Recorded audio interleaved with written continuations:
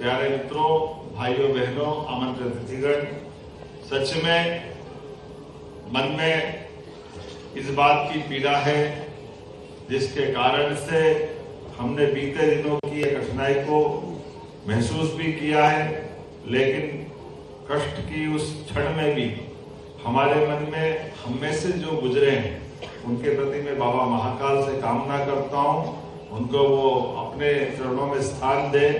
लेकिन ये सही है, आज मकर संक्रांति और मकर संक्रांति ये हमारे तिल तिल करके दिन बढ़ने का और रात घटने का संकल्प है। इंदौर फिर संकल्प कर रहा है आगे बढ़ने का, अपने कामों के माध्यम से विकास के मामले में लगातार। जिस प्रकार से इंदौर आज पूरे देश के अंदर सबसे तेज गति से बढ़ने वाला शहर अगर कोई है तो इंदौर है। मुझे इस बात की प्रसन्नता है जिसके कारण से इंदौर ने अपनी एक पहचान बनाई है। पूरे प्रदेश को इंदौर पे गर्व है।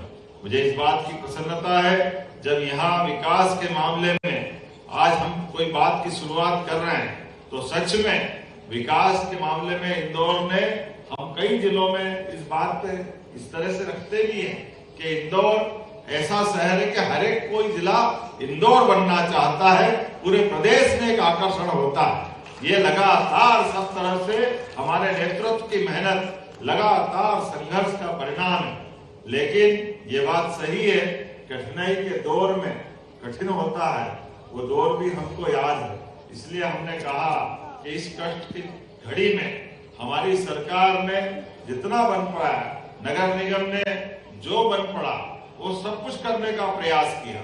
इसके साथ साथ हमारे इस मन के भाव में, जैसे मैंने प्रारंभ में बात कही है कि हमारे इस इंदौर शहर की शान, सच में आगे बढ़ते हुए शहर की पहचान है, आगे बढ़ते हुए लोगों की पहचान है।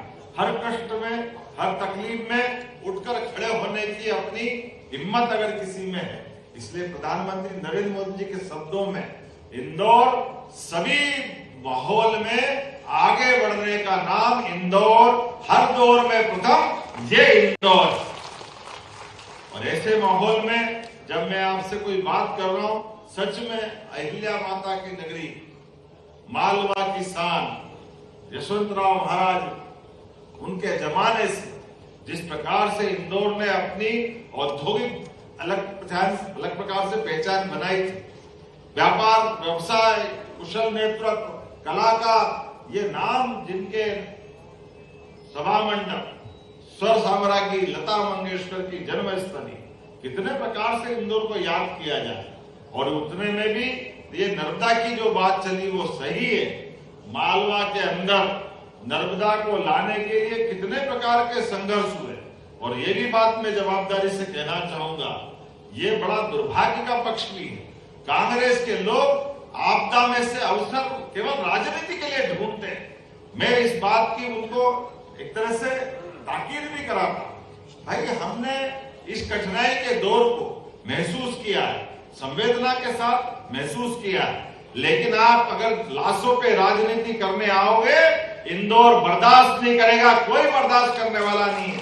आपको इसे आगे बढ़ते शहर के विकास के मामले में अगर आपने आपदा में से अवसर ढूंढ करके राजनीति का रास्ता ढूंढा तो ये वाकई कतई उचित नहीं कहा जा सकता।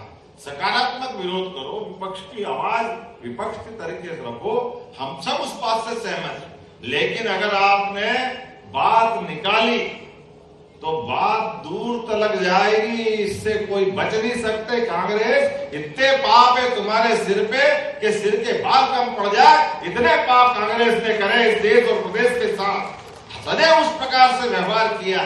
हम इस बात को दोहराना नहीं चाहते, लेकिन बड़े दुर्भाग्य के साथ कहना पड़ेगा। आज जब हम बात कर रहे हैं तो हमारे अपने विकास के मामले में कर रहे हैं। इंदौर आगे बढ़ने का संकल्प ले रहा है और इंदौर के आगे बढ़ने के संकल्प में जब हम आगे बढ़ते हैं तो आज अपने इसी इंदौर के अंदर नर्मदा के पानी को लाने की हिम्मत, नर्मदा के पानी को मालवा तक लाने की हिम्मत, ये नर्मदा वैली का पूरा डैम बना तो उस समय था जब जनता पार्टी की सरकार थी, लेकिन लंबे समय तक कांग्रेस की सरकार रही। कांग्रेस ने पूरे मालवा निवाड़ को नर्मदा जी का एक बूंद जल लेने के लिए तरसा तरसा करके पूरे किसान का, व्यापारियों का, नगर का, गांव का, सबका विकास अवरुद्ध करने का काम किया।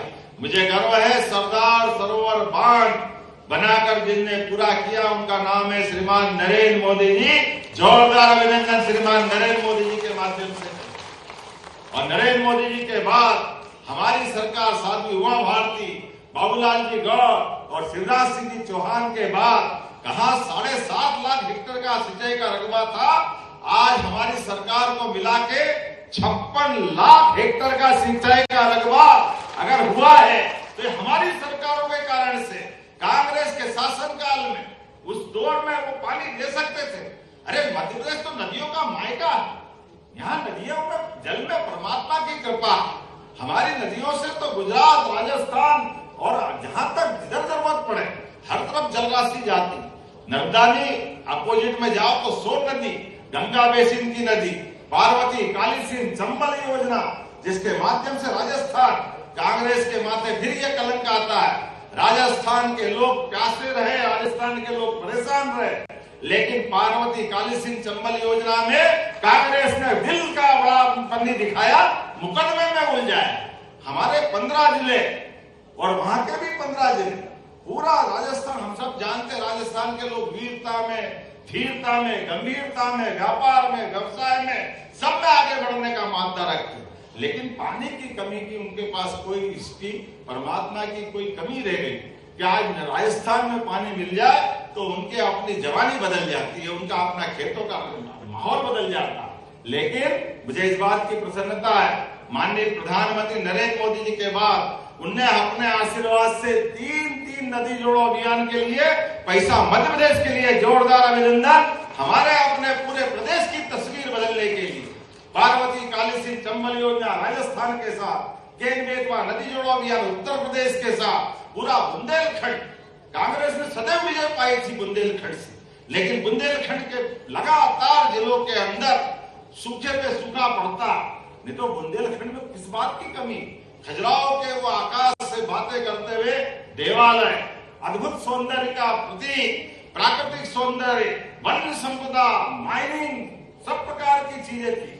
अगर नहीं कुछ था तो पानी की कमी थी। केन बेतवा नदी जोड़ो अभियान स्वर्गीय अटल बिहारी वाजपेयी जी ने सपना देखा था। जोरदार अभिनंदन माननीय अटल बिहारी वाजपेयी जी का। भारत रत्न अटल बिहारी वाजपेयी जी ने कहा था इस प्रदेश में, देश में परमात्मा की कृपा से एक नदी में बाढ़ आती है, दूसरी नदी सूखी है,